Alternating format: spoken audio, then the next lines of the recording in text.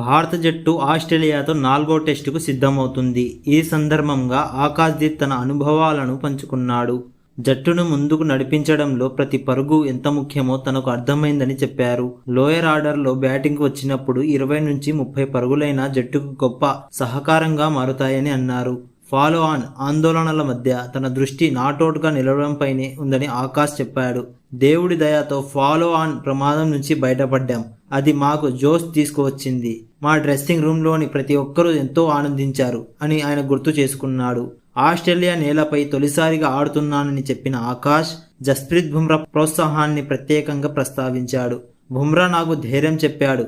ఒత్తిడిని పక్కన పెట్టి ఆటపైనే దృష్టి పెట్టమన్నాడు. భారత్లో ఆడినట్లే ఇక్కడ ఆడమని సూచించాడు అని ఆయన అభిప్రాయపడ్డాడు.